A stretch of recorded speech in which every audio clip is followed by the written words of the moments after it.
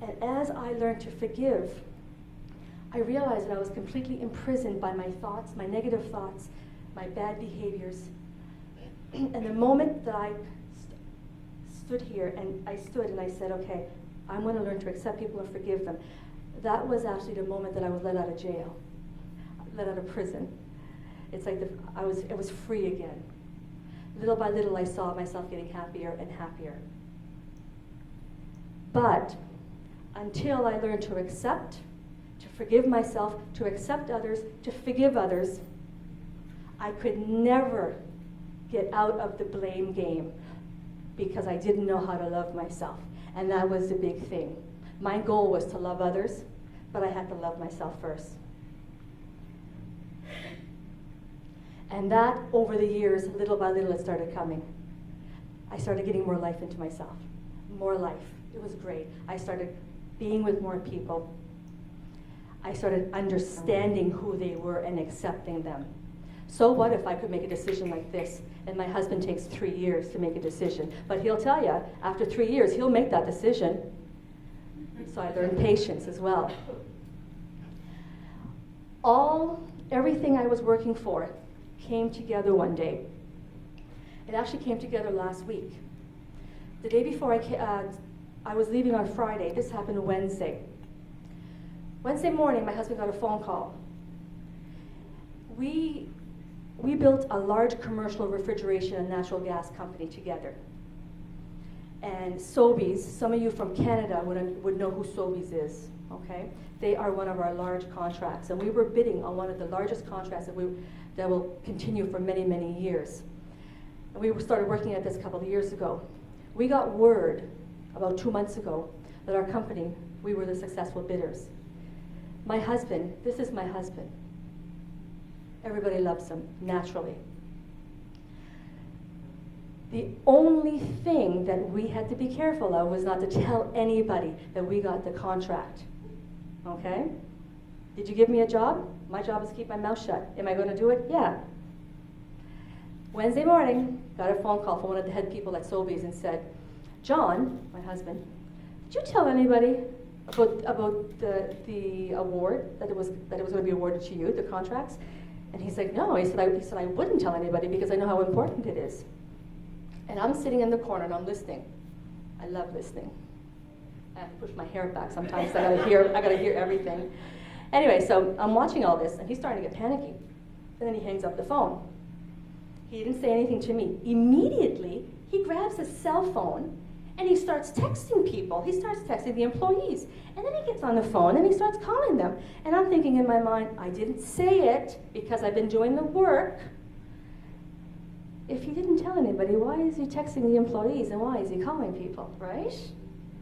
So I just sat there, I let it out. I just let him do what he had to do. And then he looks at me. What? And he said, what? And I said, may I speak openly and honestly? And he said, yes. I said, did you tell anybody? No. And I just kept on looking with a sweet little smile. And he's like, well, maybe. And I said, I swear I didn't say anything. I just kept looking. Okay, I told somebody. Maybe a few people. And I just kept quiet. I kept my cool. And I said, then accept it, John. Accept the fact that you said something when you shouldn't have. Forgive yourself now, because it's no big deal. It's okay. Let it go. And he looked at me. And I didn't know what he was going to say, but he just came over and gave me a hug. And he kissed me on the cheek. And then I knew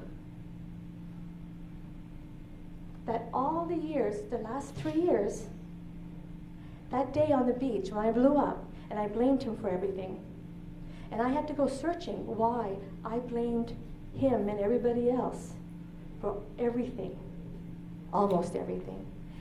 That day was the day that I realized the work, I did it. I was calm, and I gave him advice like Erica would give me. And that's all I needed.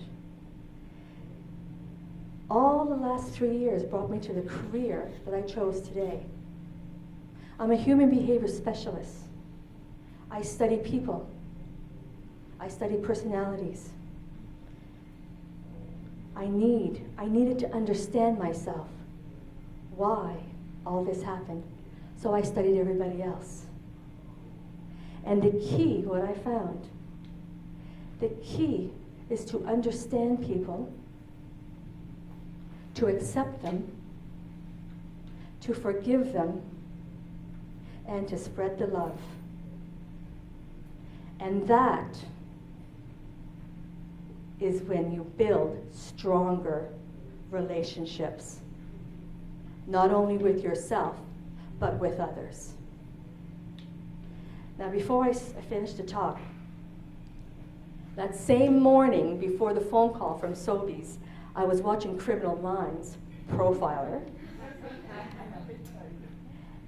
and Thomas Merton, there was a quote that was on Criminal Minds, and the quote was, "Love is our true destiny. We do not find the meaning of life by ourselves alone. We find it with another." I found my destiny through my husband and Erica. Thank you.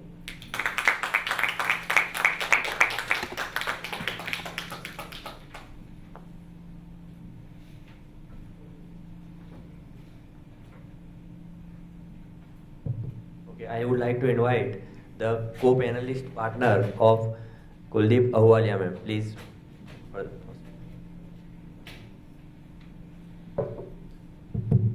Hi, good morning everyone.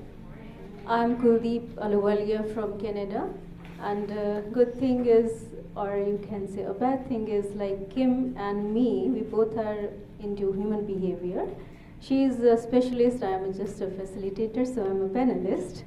And name starts with K, Kim and Kuldeep.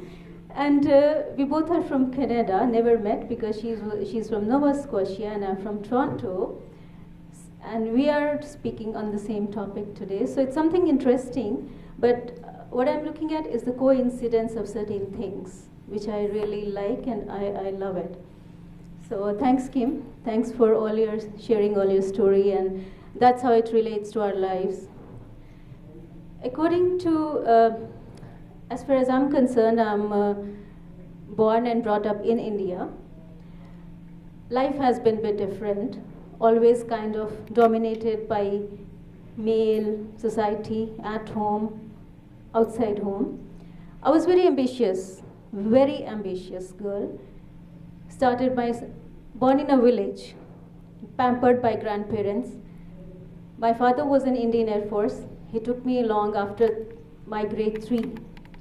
I was being kind of, I wouldn't say beaten up, but yeah, I was kind of pushed hard to study English because my language was Punjabi. I was reading Punjabi in that village as I was staying with my grandparents. Now, that was something a torture. I said, how come, I don't want to study all this, why he is pushing me? But later on I realized it was for my good. But that thing, when it started, every time it was kind of being a push. What he said, you have to do this. I never wanted to be into, I did my master's in economics. I never wanted to do that because the economics is not my subject. I don't like finance, I don't like money. So, yeah. So he said, no, you have to do it. It's really good subject. You can get good opportunities. I said, okay, that's fine. I did it. Then comes Bachelor of Education. Okay, do it because it's a respectable job and you should do it. Indian community respects it a lot. You can get good match as husband. Do it. Said, is it? Okay, I did it. Fine. But what I wanted to be, I met Mandeep here. And I saw she's from New Zealand and she's working with New Zealand police. I said, you know what? It was my dream job. Then I wanted to be, after that, I wanted to be an air hostess. Why? Because that's adventurous. I wanted to travel one place to another and living in nice hotels and enjoying my life. But no, because Indian community that time didn't ever liked it, or even my father, he said, these are the drawbacks, should not do that. Fine, Now came why he's stopping me from doing all these things. You know what? When you go to your house, do it. In Indian community, your house means once you're married, you are going to your in-laws' house, they'll support you, then do things. I said, okay, is that so? My house is not where I'm born. My house is, you are saying, is where I'm going to go to a second house. And most of my Indian friends sitting here, they must be knowing that.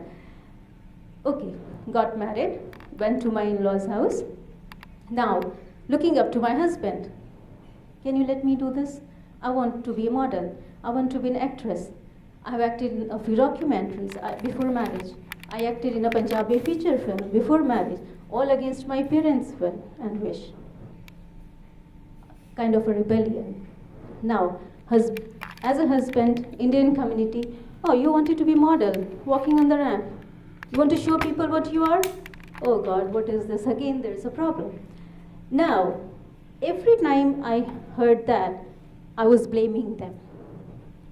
And there was a point that came, it's all because of you, Daddy, I couldn't do this. It's because of you, my husband, I couldn't do this. It's because of you, always like. There came a point when I came to a situation, divorce. Okay, again the blame game. He was blaming me. It's because you don't want to look after your family, you don't want to take care of your kids, you want to go into movies, you want to go into acting and all that. I can't take it. And I said, no, this is my passion, I want to do it. So again, that blame. Now, how to come out of that? That was the main point, or that was the situation where I got stuck. There was a line in the Bible, like it says, let the person who is without sin cast the first stone. So I read it somewhere and I told this to my husband. I said, okay, are you one of them? Can you think of this? I told this to my dad also, are you one of them? And there I got my answer. I said, no, everyone has this problem, but we always try to blame each other. And then I went into a study of self. I did a course in human behavior. I'm a facilitator. I'm not yet to that advanced level because it was a transformation period just around a year ago. But every time what happens is, hey Shannon, you know why? I couldn't do this well because of you. And then argument starts. That's the blame. So I call this blame game as who take it negatively is reptilian brain. You're a reptile because you're always blaming others. But a person who don't want to take it, who want to come out of it, is a hero. And how to tame it, that's the topic today. How to come out of it is one thing that we have to see. Excuse me, sorry. Just tell me the time, because speaking, and especially these kind of things, it can go forever. Okay. So a person who is with the reptilian brain, that is, he or she is always focused into process. No, we have to look for solutions.